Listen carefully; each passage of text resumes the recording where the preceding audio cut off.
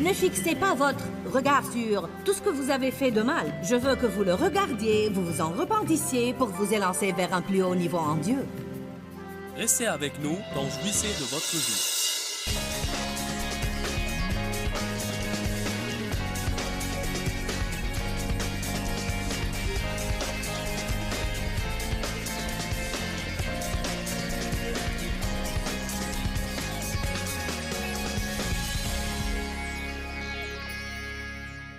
Est-ce que votre réputation est votre priorité? Vous maintenir dans une position où tout le monde pense du bien de vous? Est-ce que vous faites plaisir aux gens pour gagner leur approbation et leur acceptation tout en attristant Dieu, préférant leur jugement au sien?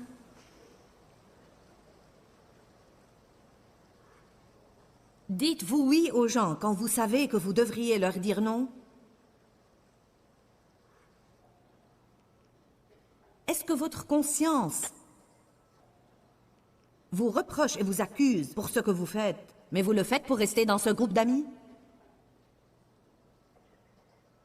Participez-vous dans des conversations au travail que vous savez être contre la parole de Dieu, mais auxquelles vous participez parce que vous ne voulez pas qu'on pense que vous êtes un religieux excentrique?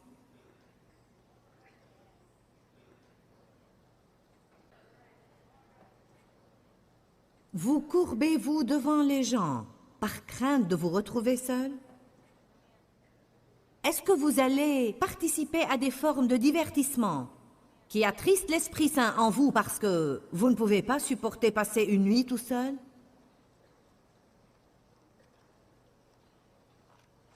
Et puis aller à l'église dimanche matin et penser que ça va tout régler?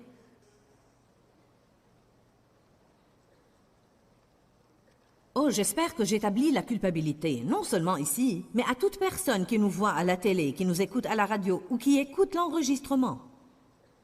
Oh, j'espère que j'établis la culpabilité, non pas la condamnation, mais la culpabilité. Si l'on ne réalise pas où l'on est à présent, on ne passera jamais au niveau suivant. Paul a dit, je ne fais qu'une chose, je n'ai qu'un souci, oubliant ce qui est en arrière, je m'élance vers ce qui est en avant. Ne fixez pas votre regard sur tout ce que vous avez fait de mal. Je veux que vous le regardiez, vous vous en repentissiez pour vous élancer vers un plus haut niveau en Dieu. Il n'y a plus aucune condamnation pour ceux qui sont en Christ. Mais vous devez être prêts à continuer. Ne vivez pas pour plaire aux gens, parce que ces gens-là vous volent votre vie. Quand vous avez besoin d'eux, ils ne seront pas là. Ils vous laisseront tomber du jour au lendemain. Quiconque doit vous contrôler pour être votre ami n'est pas un vrai ami.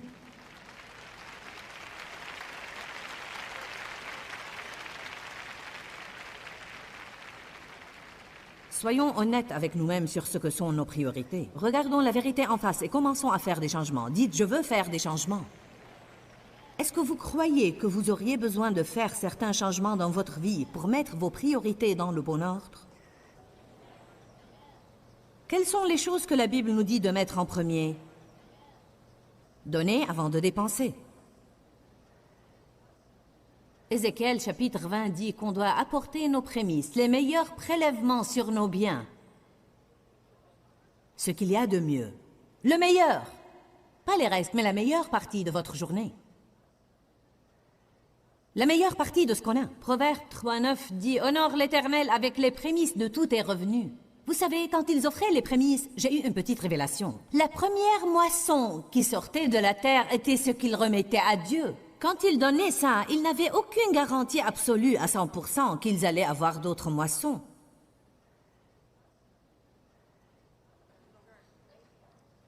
Tout animal premier-né ouvrant le sein maternel. Et s'il n'y en avait plus? C'est là qu'on est piégé. Et si j'offrais ça, il ne me restera donc plus rien. Nous devons aimer Dieu tellement qu'on préférerait ne rien avoir plutôt que le chagriner. Je vais être franche, nous n'avons pas assez de chrétiens comme ça. Il y en a, oui, mais loin d'être assez. J'ai lu quelques statistiques récemment qui indiquent qu'il y a 2 milliards de chrétiens de nom, et en réalité, si je me rappelle bien, 600 millions de chrétiens fervents. Que veut dire de non? Ça veut dire que personne ne peut vraiment dire s'ils sont chrétiens. C'est un truc du dimanche matin. Ils ont une assurance incendie. Ils ne veulent pas aller en enfer, mais ils ne veulent pas vivre pour Dieu non plus.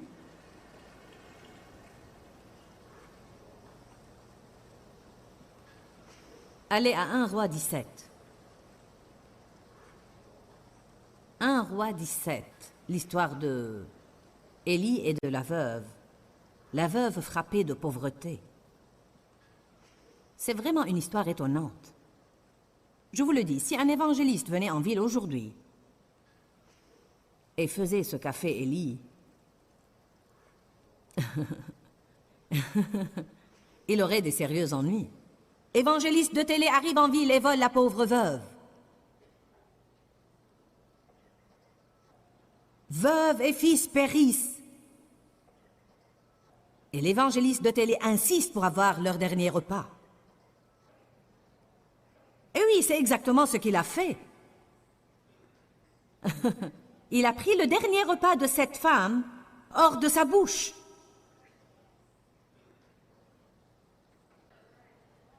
Verset 9. Lève-toi, va à Sarepta qui appartient à Sidon, tu y habiteras. J'ai ordonné là-bas à une femme, à une veuve, de te ravitailler. Il se leva, partit pour Sarepta et parvint à l'entrée de la ville. Il y avait là une veuve qui ramassait du bois. Il l'appela et dit, va me chercher un peu d'eau dans la cruche pour que je boive.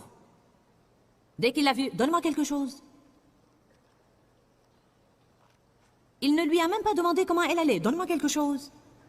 Donne-moi, donne-moi. Ces prédicateurs ont toujours la main tendue.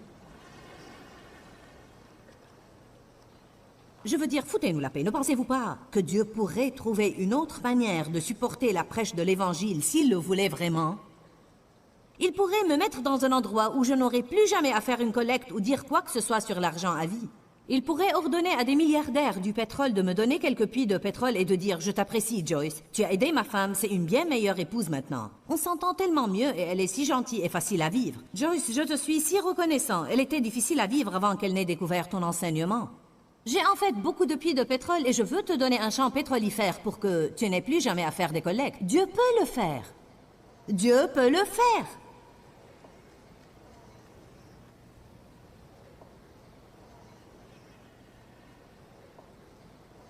Parfois, je le souhaite vivement.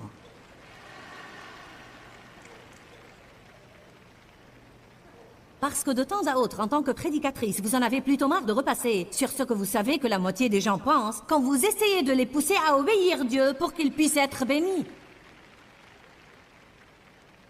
On appelle ça la persécution. Et donc, elle est partie lui chercher de l'eau. Il l'a hélée et a dit « Et apporte-moi à manger pendant que tu y es !» Elle s'est retournée et dit « Par la vie du Seigneur ton Dieu, Élie, je suis vraiment sérieuse à ce sujet. Je n'ai rien de prêt. J'ai tout juste une poignée de farine et un tout petit peu d'huile dans la cruche. Je ramasse ces quelques morceaux de bois, je vais rentrer préparer ces aliments pour moi et mon fils, nous mangerons après quoi nous mourrons. » Je ne pense pas qu'Élie fut transportée de joie à l'idée que Dieu l'envoie à une pauvre veuve démoralisée pour qu'elle prenne soin de lui, le puissant prophète de Dieu. Je ne crois pas que ça l'ait vraiment ravi, et je sais ce qu'il a ressenti. Élie lui dit alors, « Ne crains pas, ne crains pas. Dès que Dieu nous dit de donner notre premier ou notre dernier ou notre unique, la peur nous grippe le cœur. Et moi alors, et moi alors, et moi alors, et moi alors, et moi. Qu'est-ce qui va m'arriver moi? Qu'est-ce qui va m'arriver moi? Si vous n'en avez pas suffisamment pour pourvoir à vos besoins de toute façon, pourquoi ne pas mourir 5 minutes plus tôt et saisir l'occasion de planter une semence? Peut-être que vous aurez une moisson. Ne soyez donc pas attentifs aux besoins, mais aux semences.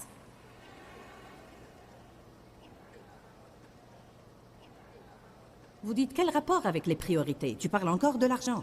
L'argent a un rapport total avec les priorités, car si Dieu est notre priorité première, on ne va pas être indigné quand on parle de l'argent. Personne ne vous force à faire quoi que ce soit. Je vous enseigne quelque chose.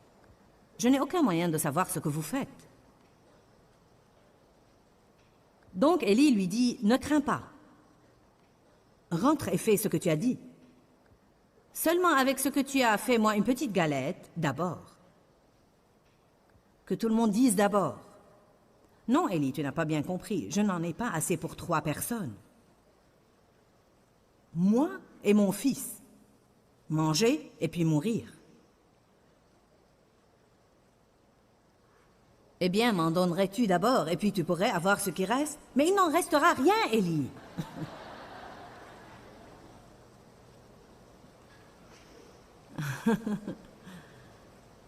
Allons, ils étaient des gens comme nous. Vous n'allez pas me dire qu'elle n'est pas passée par un certain processus. Je ne pense pas qu'elle ait sautillé. Oui.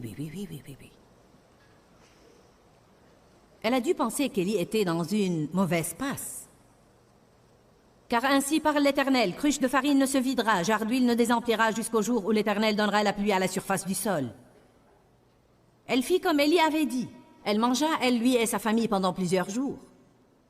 La cruche de farine ne tarit pas et la jarre d'huile ne désemplit pas, selon la parole que l'Éternel avait dite par l'intermédiaire d'Élie. Combien de millions de personnes ratent leur miracle parce qu'ils ne font pas ce que Dieu leur dit de faire? Ça coûte trop cher, c'est trop dur, c'est beaucoup trop. Ce n'est pas juste, ce n'est pas correct. C'est mon unique, c'est mon dernier.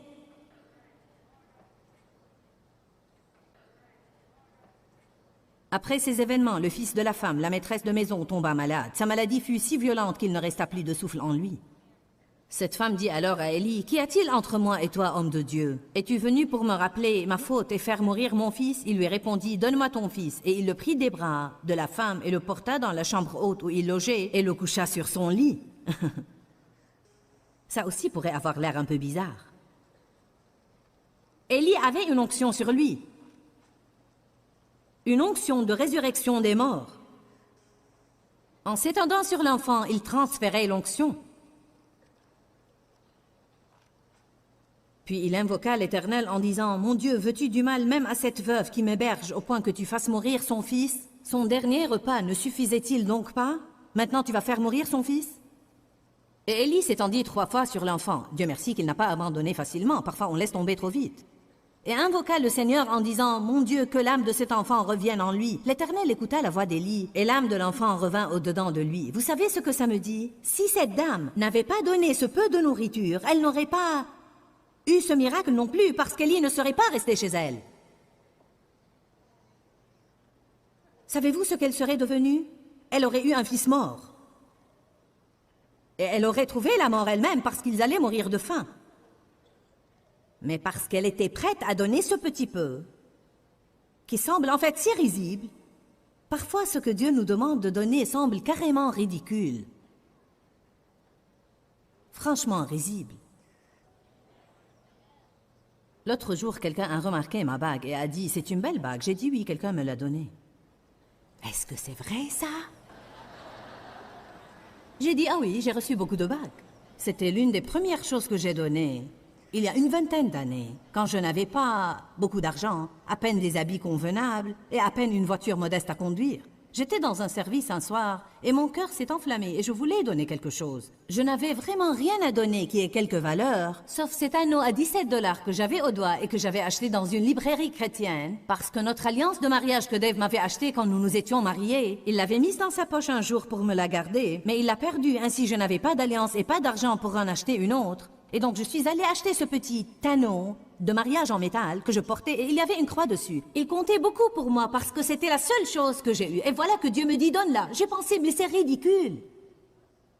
Qui voudrait l'avoir? Personne n'en voudrait, mais c'était la seule chose que j'avais et qui avait beaucoup d'importance pour moi. Finalement, je l'ai donnée. Et j'ai passé 3 ans sans alliance de mariage au doigt. Je me sentais stupide, mais je remettais ma confiance en Dieu qu'il m'en donnera une plus jolie. J'ai donné ce que j'avais. Beaucoup de gens vous promettraient $1 million, mais ils ne vous donnent pas les 5 $ qu'ils ont. Le petit garçon a donné son déjeuner. Jésus a ravitaillé les multitudes avec 5 pains et 2 poissons. Si Dieu est premier dans notre vie, on ne va pas discuter avec lui des questions d'argent. Je ne vais plus en parler plus longtemps, parce que si je le fais, vous allez avoir des idées noires sur moi. Et je vous taquine. Voici une bonne chose que la Bible nous enseigne à faire en premier. Nous devons d'abord nous examiner nous-mêmes et ensuite nous verrons mieux comment aider d'autres à changer. Ça signifie qu'on n'est pas censé juger les autres d'abord, tout en ayant cette haute, fière et hautaine opinion de nous-mêmes. Je parle de porter un jugement. Je parle de nous poser en juge envers les autres. Combien de personnes sont toujours occupées à juger les autres mais ne s'examinent pas elles-mêmes? La Bible dit dans Romains chapitre 2, on fait exactement les mêmes choses pour lesquelles on juge autrui. Est-ce que ça vous paraît logique? Pourquoi donc est-ce que je jugerais autrui pour quelque chose que je fais moi-même? Savez-vous ce que Dieu m'a dit? Parce que tu examines les autres à la loupe, mais tu te regardes à travers des lunettes à verre rose. Pour quelqu'un d'autre, pas d'excuse possible, mais pour nous, il y a toujours une excuse. C'est parce que, c'est à cause de, c'est la faute de, parce que... Matthieu 7.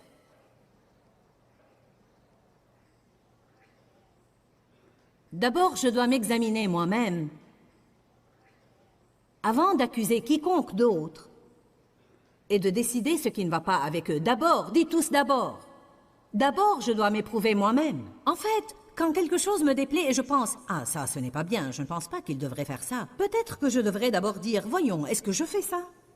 Ou même « Est-ce que je fais quelque chose de pire encore ?» Aux yeux de Dieu, le jugement qu'on porte sur les gens est parfois plus détestable que ce qu'ils font. M'avez-vous entendu? Parfois, le jugement qu'on porte sur autrui et la manière avec laquelle on parle à leur sujet, qui ne démontre pas l'amour de Dieu, est réellement un pire péché aux yeux de Dieu.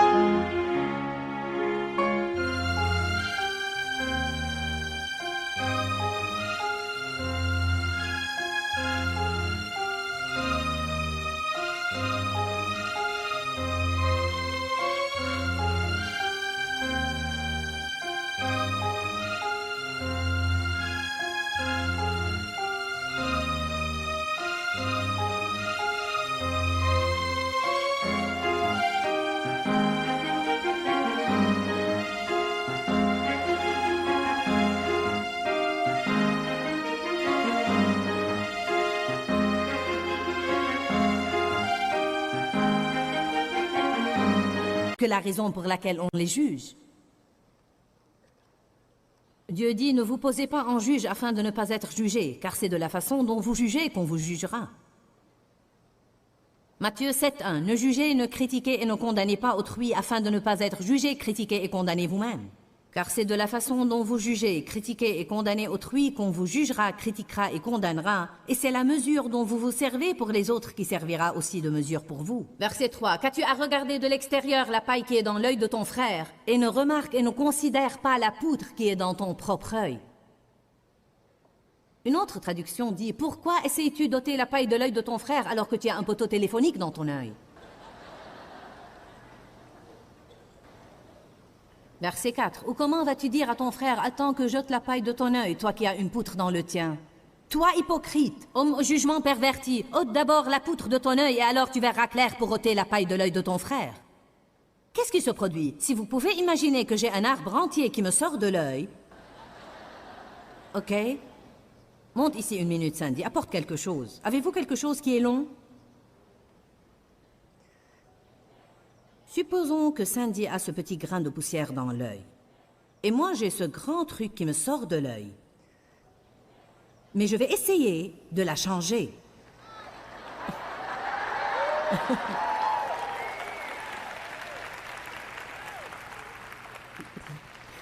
Voilà ce qui arrive. Quand j'ai cette chose dans ma vie et que j'essaye de l'ajuster, je finis par la blesser. Je ne peux pas l'aider, je la blesse. C'est pourquoi les personnes blessées blessent les gens, parce qu'on essaye de les réajuster et on a cette chose et on les brutalise.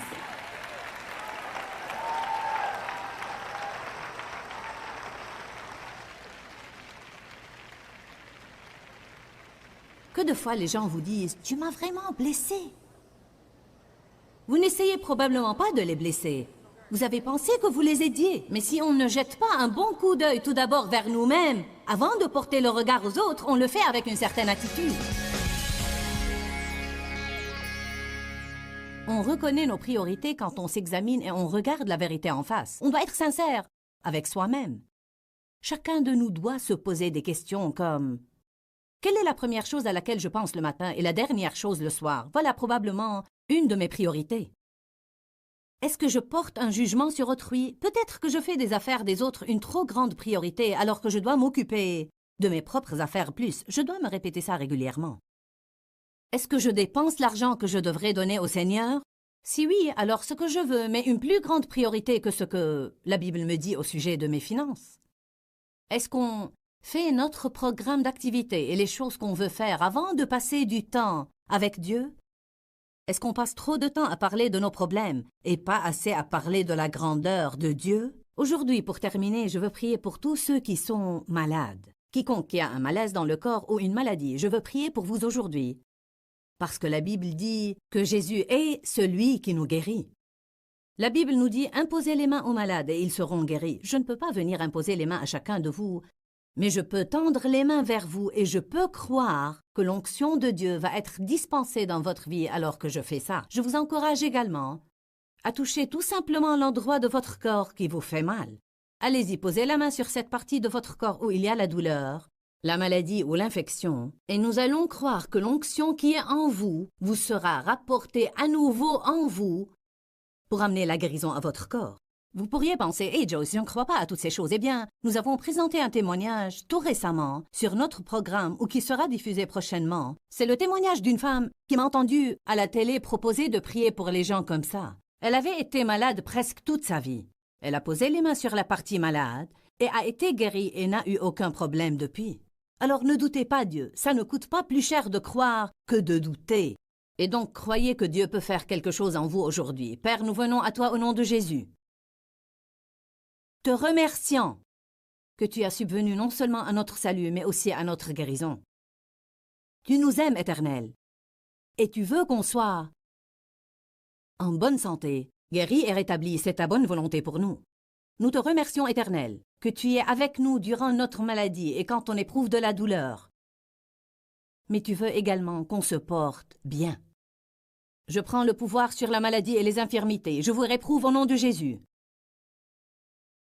Et je vous dis, soyez guéris.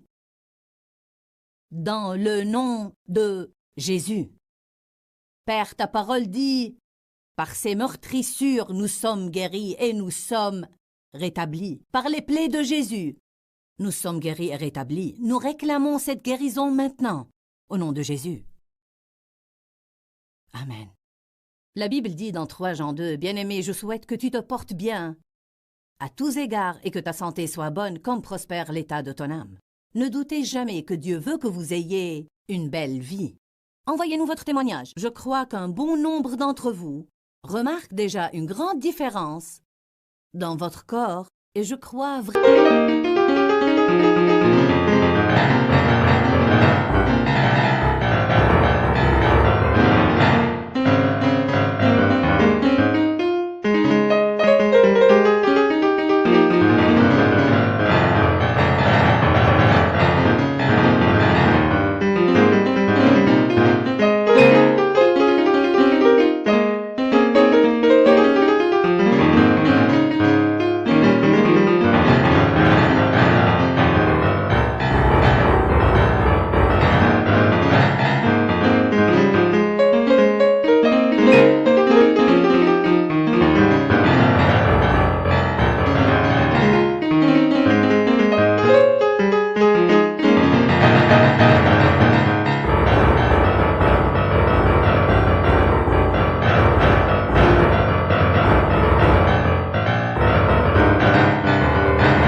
que dans les prochains jours, vous continuerez à voir des changements et je veux vous encourager à dire cela plusieurs fois par jour. La puissance divine pour la guérison agit en moi en ce moment. Allons, pratiquons cela une fois avant de quitter l'antenne. La puissance divine pour la guérison agit en moi en ce moment. Que Dieu vous bénisse. Je vous aime et à bientôt. Dis-leur que je les aime. Dans ce livret, Joyce Meyer donne une révélation de l'amour de Dieu pour nous. Pour obtenir ce livret gratuitement, écrivez-nous à Joyce Meyer, boîte postale 40095-6300 Larnaca, Chypre. Ou bien visitez notre site web www.joycemeyerme.org/fr.